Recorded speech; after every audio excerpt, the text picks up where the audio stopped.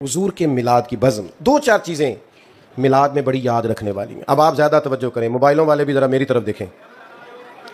میلاد ایک انقلاب کا نام ہے، یعنی میلاد شریف سے پہلے لوگ کفر و شرک کرتے تھے، میلاد کے بعد ان کا ارادہ ہو گیا کہ اللہ وحدہ لا شریک، عقیدہ ہو گیا کہ اللہ، تو اس کا مطلب ہے میلاد ایک انقلاب ہے۔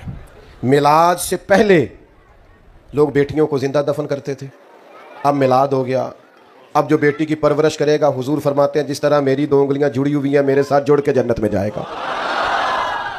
پہلے لوگ یتیموں بیواؤں کے ساتھ بڑا ناروا سلوک کرتے تھے، میلاد ہو گیا، حضور فرماتے ہیں جو یتیموں اور بیواؤں کی مدد کے لیے نکلا ہو سمجھو اللہ کے رستے میں جہاد کر رہا ہے۔ پہلے برادری، قبیلہ، رنگ، نسل کی تفریق تھی، پھر میلاد ہو گیا، حضور نے فرمایا سارے جناب آدم کی اولاد ہے، کسی عربی کو اجمی پر، گورے کو کالے پر کوئی فضیلت حاصل نہیں ہے۔ تو میلاد انقلاب ہے، لیکن اگر ہم میلاد بھی منائیں اور انقلاب کو بھی نہ سمجھیں، یعنی میلاد منانے والا بھی بہو یا بیٹی سے صحیح سلوک نہ کرے، اس کا مطلب ہے کہ وہ پھر میلاد اس کو سمجھا، وہ میلاد کو سمجھا۔ ادھر دیکھو، اگر بہو کے ساتھ گھر میں ظلم ہوتا ہے، بیٹی کے ساتھ، بہو بیٹی ہوتی ہے نا، تو پھر لوگ میلاد کو سمجھے۔ اگر بہو کا باپ آ کے منتیں کر رہے ہیں نا سسرال والوں کہ چلو مہربانی کرو، میرے لاڈا نال انج دی ہو گئی ہے بیچاری، تو پھر آپ میلاد کو تو نہیں سمجھے۔ بچی کا باپ تو رو رہا ہے آپ کے سامنے، تو آپ تو نہیں سمجھے میلاد کیا ہے۔ بیٹی کے گھر سے شکایت آئے کام ٹھیک نہیں کرتے تو کہتے ہیں عمر کم ہے، سیکھتے سیکھتے سیکھ جائے گی، اور بہو سے کام ٹھیک نہ ہو تو فتوی بدل جاتا ہے، کہتے تینوں سکھا کے نہیں کلیا تیری ماں نے، تو اپنی بیٹی کے بارے میں تو تیری رائے اور ہے۔ تو بیٹیوں کے ساتھ تو اپنا رویہ، یہ جو سسرال کا معاملہ ہے نا، بیٹیوں کے سسرال کا، آپ کو پتہ نہیں، بہت سارے باپ رات کو سوتے نہیں، بچی کی اماں وظیفے پوچھ رہی ہے کہ سسرال میں بڑی زیادتی ہوتی ہے، کچھ بتاؤ میری بیٹی کو سکون ہو جائے۔ تو میلاد منانے والے بھی ایسا کرتے ہیں، وہ بھی یہ تکلیف دیتے ہیں۔ اور اگر تیرے گھر کے سامنے رات کو 10,000 روپے کا فاسٹ فوڈ آیا کھڑا ہے، اور تیری اسی گلی کے اندر ایک گھر ایسا بھی ہے جو میاں بیوی آپس میں مشورہ کر رہے ہیں کہ صبح بچوں نے ناشتہ کرنا ہے تو پراٹھے بنانے کو گھی کوئی نہیں، تو پھر تو نے میلاد شلاد کوئی نہیں منایا، تجھے نہیں پتا میلاد کیا ہے، پھر تو خود غرض ہے، تو اس کی تو نبی پاک صلی اللہ علیہ وسلم نے نفی کی ہے، پھر تو سمجھا ہی نہیں میلاد کیا ہے۔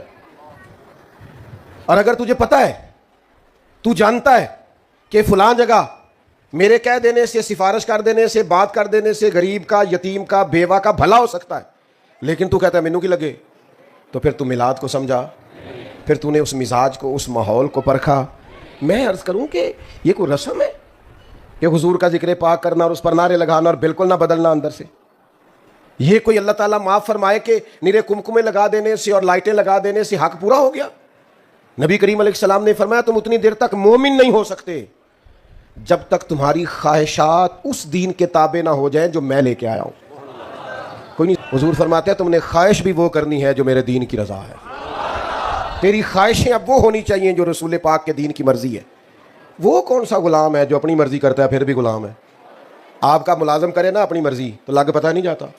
آپ کہتے ہیں میاں سویرے 8 بجے آنا ہے، تو آئے ہاں 8:30 بجے، اچھا کوئی کام بھی نہ ہوئے تو افسر کہتا میں پھر بھی افسری کرنی ہے، اس نے کہا میں مجبور ہو گیا، کہتا نہیں ٹائم 8 بجے دا سی، تو پاویں کوئی کام نہیں سی پر چونکہ تو ڈیوٹی کرتا ہے لہذا 8 بجے، صحیح کہہ رہا ہوں؟ ایسے ہی ہے، پھر وہ درمیان میں اونگ بھی نہیں سکتا، سو بھی، چھٹی سے پہلے کوئی ذاتی کام بھی کر سکتا۔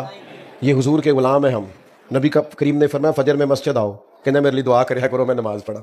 میں کہا واہ بھائی واہ، کیا بھولا ہے تو، باقی سارے کام تو بغیر دعا کے کرتا ہے، اور نماز کا کہا تو کہتا ہے دعا کریا کرو۔ تو میں تو اب چونکہ تھوڑا سا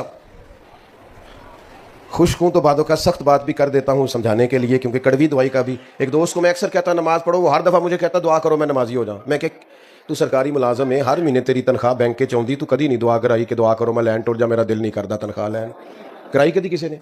نماز ہی دعا کرا دینا، کیا مذاق بنایا ہوا ہے۔ آپ نے جو اہمیت اپنے کاروبار اور ڈیوٹی کو اور دکان کو دی ہے وہ آپ نے دی ہوتی نا کبھی نماز کو، یہ بات ہی نہ کرتے۔ تو غلام ہے اور تو سویا رہا، یہ کیسے ہو گیا؟ ڈرائیور سویا رہے نا آپ کا، آپ نے کہیں جانا ہو تو آپ اسے کہیں گے میاں صاحب کر، میں نے نکلنا تھا، تو سو رہا تھا، جرت ہے اس کی، وہ تو بیچارہ ٹاکی شاکی لے کے پہلے کھڑا ہوتا ہے کہ صاحب آ رہے ہیں۔ تو یہ کیا بات ہوئی کہ نہ ظہر میں، نہ عصر میں، نہ مغرب میں، نہ عشاء میں، نہ تلاوت میں، نہ عبادت میں، اور اس پر یہ کہ میں غلام ہوں؟ تو بھائی میلاد کو سمجھو، رویے کو بدلو، اس میلاد سے نماز شروع کر لیں۔ کوئی پوچھے ماشاءاللہ نماز شروع کر لو، کوئی یہ میلاد والی نماز ہے، میں نے عید میلاد سے شروع کی تھی، اس میلاد سے داڑھی رکھ لو۔ دوست پوچھیں یہ کیا کو، بس میں نے میلاد شریف والے دن سے رکھی ہوئی۔ معاف کر دو، بہت سارے لوگوں کو معاف کر دو، خود فون کر کے رشتہ داروں کو معاف کر دو کہ جا تجھے معاف کیا، کوئی کی گل ہے یار میں خوش بڑا میرے نبی دا میلاد، درگزر کرو۔ سنیں جی سنیں، بات کو سمیٹنے کا ٹائم ہے، سنیں، اللہ آپ کو سلامت۔ بھائی کچھ عملی کام کرو میلاد کے موقع پر جس سے فرق پڑے کہ ہم سچ مجھ میں میلاد منا رہے ہیں، ورنہ محض نعرے لگانا اور محض یہ کرنا اس کی ہم نفی نہیں کرتے، لیکن جب تک عملی تقاضوں پہ نہیں نہ آئیں گے اتنی دیر تک پھر ہمیں ذاتی طور پہ بھی اس کا وہ نفع نہیں ہوگا جو کہ ہونا چاہیے، جو نبی کریم صلی اللہ تعالیٰ علیہ وسلم کے تشریف لانے کی خوشی میں انعقاد پذیر ہوتی ہے۔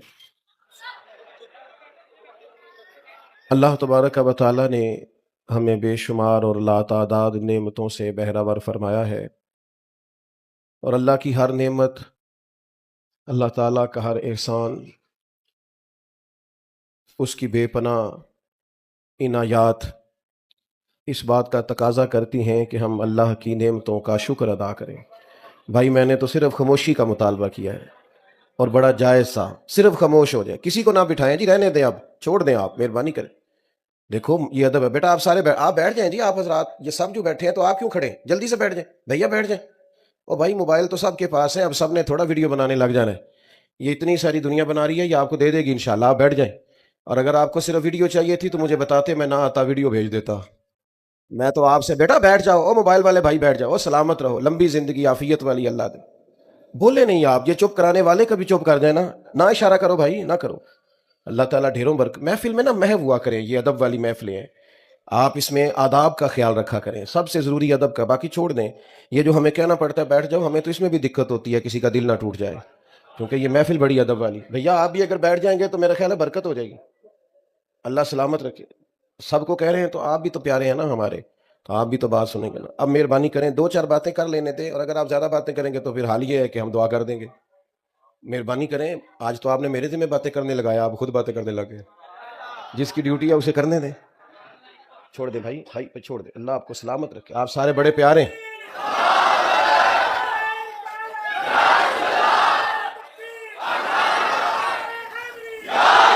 میں نے ایک دوست سے کہا کہ یار آپ مجھے بلا تو لیتے ہیں لیکن میرے 20 منٹ تو محفل ٹھیک کرنے میں لگ جاتے ہیں، تو مینوں کہنے لگے تواڈے آن تے بندے پریشان ہی بڑے ہو جاندے ہیں۔ تو اللہ آپ تو پریشان نہیں ہے نا، ماشاء اللہ، اچھا چلو شکر ہے، خوش رہیں، اللہ تعالیٰ ہمیشہ آپ کو پریشانیوں سے بچا کے رکھے۔ اللہ تعالیٰ کی ہر نعمت اس کا حق ہے کہ اس کا شکر ادا کیا جائے، اور نعمتوں کا شکر ادا کرنے سے فائدہ یہ ہوتا ہے کہ ایک تو نعمت محفوظ ہو جاتی ہے، دوسرا نعمتوں میں اضافہ ہو جاتا ہے۔ اللہ تعالیٰ نے فرمایا لَإِن شَكَرْتُمْ لَأَزِيدَنَّكُمْ، اگر تم شکر ادا کرو گے تو ہم نعمتوں میں اضافہ کر دیں گے۔ تو ہمارے مفسرین نے یہاں ایک بات لکھی ہے کہ اضافہ اسی میں ہوتا ہے نا جو پہلے محفوظ ہو جائے، تو اضافے کا مطلب یہ کہ شکر کرنے سے نعمتیں محفوظ ہو جاتی ہیں اور ان میں اضافہ ہو جاتا ہے۔ ہمارے ہاں جو نعمتیں ہوتی ہیں، بیٹا آپ لوگ بیٹھ جائیں نا محفل میں، یہ کوئی چلت پھرت نہ کریں، چھت پہ بیٹھ جائیں آرام سے، کوئی اٹھے نہ، یہ آداب کے خلاف ہے بیٹا، آپ یہ دینی محفل ہے، سیاسی جلسہ نہیں پیارے بچوں، اس میں آپ سے ذرا کوئی اللہ نہ کرے اللہ کے گھر کی بے ادبی ہو گئی تو بڑا مسئلہ ہو جائے۔ بیٹا آپ کیوں چل رہے ہیں، بیٹھ جاؤ وہیں پہ، ادھر آ جاؤ واپس، شاباش، اللہ تعالیٰ آپ کو لمبی زندگی، عزت اور سعادت اور علم و عرفان والی عطا کرے۔ اطمینان سے بیٹھ جائیں سارے دوست، کوئی چلت پھرت نہ کرے۔ تو ہمارے ہاں یہ ہوتا ہے کہ چونکہ ہم قدر نہیں کرتے نعمتوں کی، بلکہ ہوتا یہ ہے کہ جو نعمت موجود ہوتی ہے اس کی قدر نہیں ہوتی، اور جو موجود نہیں ہوتی اس کے لیے مایوسی ہوتی ہے کہ فلانی چیز کوئی نہیں، اگر مل جائے نا، وہ بھائی جو ہے اس کی قدر کرنا، پہلے اس پر شکر ادا کرنا، اللہ کی طرف متوجہ ہو، اس نعمت کے بارے میں احساس پیدا کر، جو نہیں ہے اس کا تقاضا تو ہے، تو جو کریم نے اپنے فضل سے دے رکھی ہے اس پر تو توجہ کر۔ تو میرے بھائیوں، سب سے پہلی بات تو یہ ہے کہ ہر نعمت، اللہ کا ہر احسان، چھوٹی سی چھوٹی چیز بھی اگر آپ کے پاس نہ ہو تو آزمائش ہو جائے گی، تو اللہ کے انعامات کا، احسانات کا شکر ادا کریں۔ اور دوسری بات یہ یاد رکھیں کہ اللہ کی سب سے بڑی نعمت ہم پر یہ ہے کہ ہم نبی کریم کے غلام ہیں۔ ہم چونکہ مسلمان ہیں خاندانی طور پر، ہمارے والد اللہ کے فضل سے دادا پردادا سب مسلمان تھے، تو حضور علیہ الصلاۃ والسلام کا کلمہ پڑھنے کے لیے ہم نے کوئی قیمت نہیں چکائی،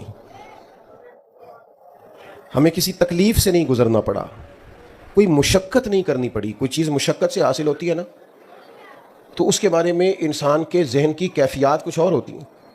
تو چونکہ اللہ کے فضل سے والدین مسلمان تھے, ددیال ننہال مسلمان تھے, تو کلمہ وراثت میں ملا. تو شعور کی وہ جو پختگی ہونی چاہیے وہ اس لیول اور اس پائے کی نہیں. چونکہ قیمت دے کے چیز لی ہو تو پھر اس کی قدر اور ہوتی. صحابہ کرام علیہم رضوان اللہ کا بڑا ہی شکر ادا کرتے تھے کہ شکر ہے ہم رسول پاک کے غلام ہیں, اور وہ اس پر نہایت فرد کا اظہار کرتے تھے, مسرور ہوتے تھے.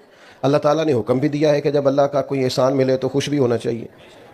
ارشاد فرمایا قل بفضل اللہ وبرحمتہ فبذلک فلیفرحوا. اے محبوب علیہ السلام آپ ان سے فرما دیں کہ جب اللہ کا فضل اور اس کی رحمت ملے تو چاہیے کہ خوشی کا اظہار کریں.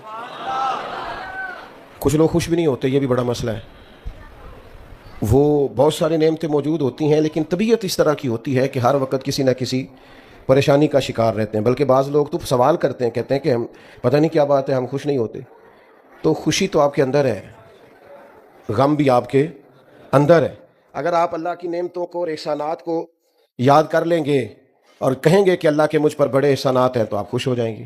اور اگر آپ کہیں گے فلاں کے پاس فلاں ہے اور میرے پاس نہیں ہے تو ظاہر ہے پھر اس سے تکلیف پیدا ہوگی اور انسان مایوسی کی طرف جائے گا. تو ایک تو نعمتوں کو یاد کریں, اور سب سے بڑی نعمت حضور کی ذات ہے.